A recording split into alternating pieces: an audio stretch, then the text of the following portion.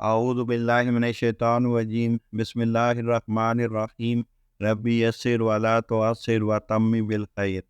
تاریخ طبری جلد اول کا مطالعہ کر رہے ہیں۔ آج کے ایپیسوڈ میں دنیا نوح علیہ السلام تا ابراہیم علیہ السلام سے شروع کریں گے، تو اس میں قوم عاد کا ذکر کریں گے۔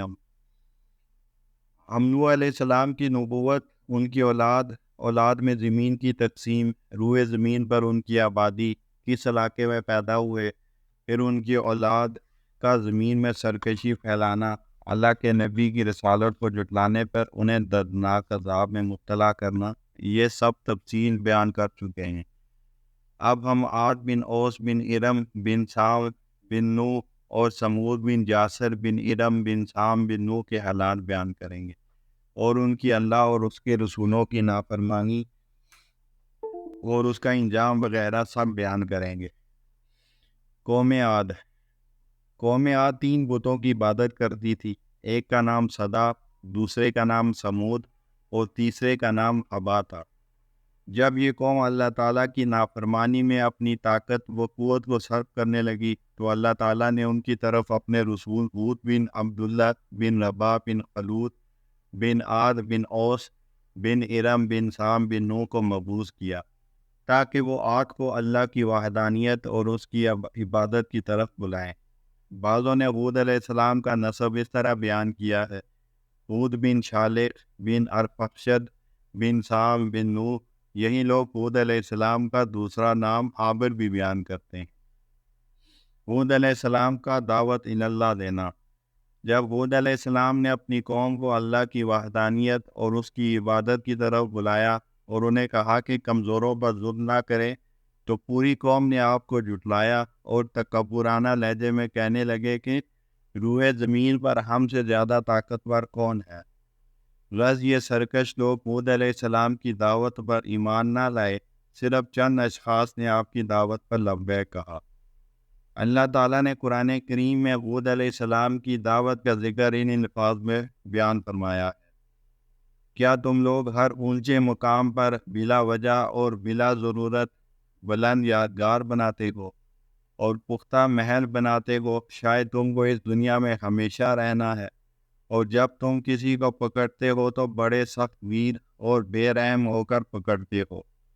بس تم اللہ سے ڈرو اور میرا کہنا مانو اور خدا سے ڈرو، جس نے تمہاری ان چیزوں سے مدد کی جن کو تم خوب جانتے ہو۔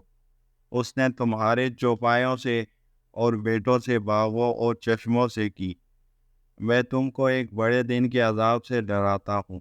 سورہ شعراء کی آیت نمبر 128 سے 135۔ قوم عاد کا جواب۔ یہ دعوت سن کر لوگوں نے ہود علیہ السلام کو جواب دیا، جسے قرآن نے یوں بیان کیا ہے: تو نصیحت کر یا نہ کر، ہمارے لیے سب یکساں ہیں۔ سورہ شعراء کی آیت نمبر 136۔ ایک اور روایت ہے، ابو قریب رضی اللہ عنہ ایک اور روایت حضرت ابو بکر سے روایت کرتے ہیں کہ جب ان میں سے ایک شخص مورا کے پہاڑوں پر چڑھ گیا اور دعا مانگنی شروع کی: اے اللہ، میں تیرے پاس کسی قیدی کی رہائی یا کسی مریض کی شفا کا سوال کرنے نہیں آیا، بلکہ میں اس لیے آیا ہوں کہ تو عاد پر بارش برسا اور انہیں سیراب کر دے، جس طرح تو انہیں پہلے سیراب کیا کرتا تھا۔ انتخاب میں غلطی۔ جب یہ شخص دعا مانگ کر اٹھا تو آسمان پر بادل آنے لگے، اور اس شخص کو اختیار دیا گیا کہ جو بادل چاہے دعا کے لیے پسند کر لے۔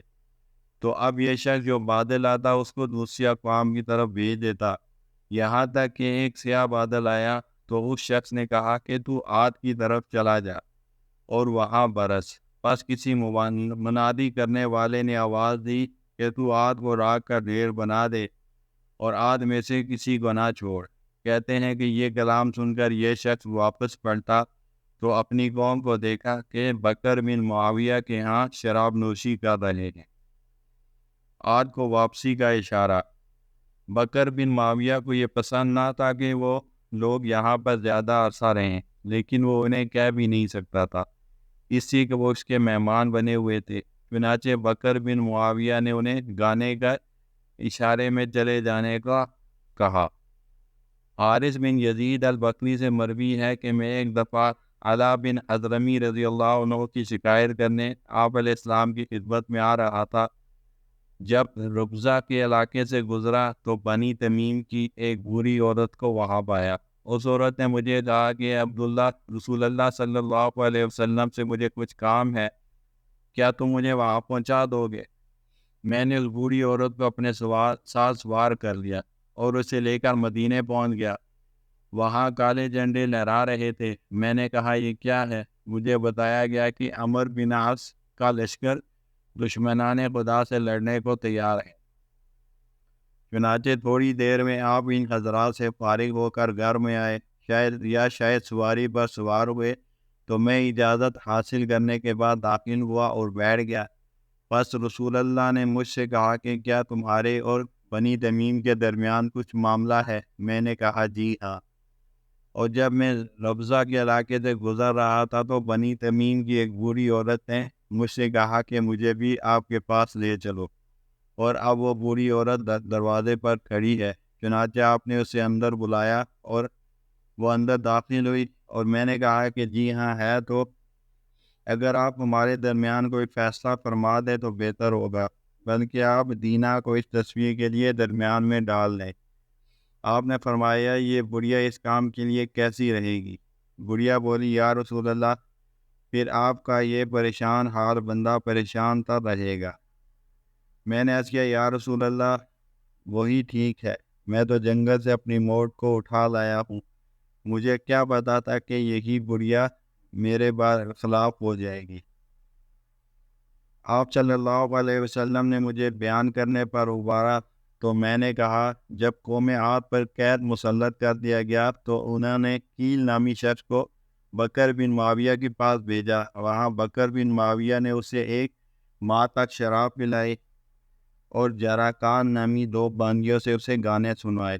کچھ عرصے بعد کیل میں مورا کے پہاڑوں پر پہنچا اور اللہ تعالیٰ کو پکار کر کہا اے اللہ، میں تیرے پاس کسی قیدی کی رہائی یا کسی مریض کی شفا کی درخواست لے کر نہیں آیا ہوں، بلکہ تو عاد کو سیراب کر دے جس طرح آپ پہلے ان کو سیراب کیا کرتے تھے۔ دعا مانگتے ہی وہاں ایک سیاہ بادل آیا اور کسی پکارنے والے نے بادل سے پکار کر کہا کہ تو انہیں ریگ کا دیر بنا دے اور عاد میں سے کسی کو نہ چھوڑ۔ وآخر دعوانا الحمد للہ رب العالمین۔